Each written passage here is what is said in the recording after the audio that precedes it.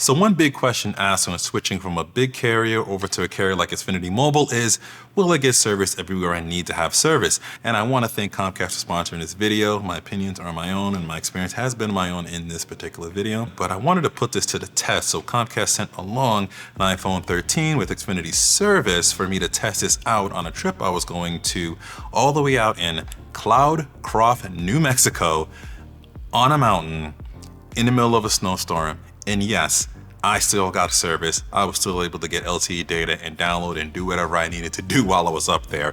And it was very, very cold. And having data up there really proved to me the nationwide coverage is legitimately there. They have LTE and 5G access as well too, because they work on the Verizon network as an MVNO or mobile virtual network operator.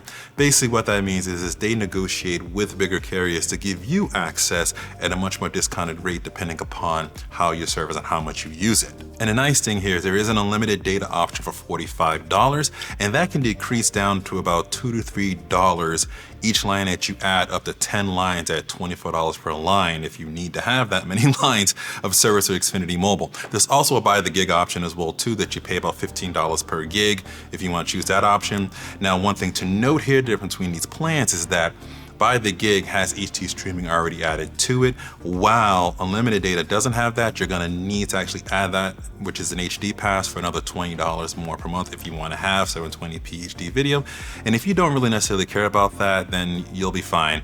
But that's just something to note if HD is something that's important to you when streaming. And we also have to talk about using this as a hotspot, because you can use it, but the data speed is unlimited to about 600 kilobits max. So this is really for email, web browsing, very light things, not necessarily using this to do any streaming or uploading or major stuff like that. Now, given the hotspot speeds on the device, there is Xfinity hotspots available nationwide, and they can pretty much be anywhere and everywhere. Then some random places I didn't even expect that your device can connect to. And oftentimes you get even faster speeds on those than you would with LTE or 5G, depending on the coverage. So you can pretty much be assured that you work well on there, and it's unlimited downloading on those Wi-Fi networks. Now, most iPhones and Android phones will work on here, particularly the most popular ones, so you can bring over your own device. You can also purchase the device directly from Xfinity Mobile. They have the latest ones out there, such as the Pixel 6, iPhone 13, which you kind of see I have right here. Now, Xfinity Mobile is optimized for Xfinity Internet customers, so you have to have Xfinity Internet to be able to use this, to be able to gain access to this service, so keep that in mind. If you just have TV or phone, it won't work.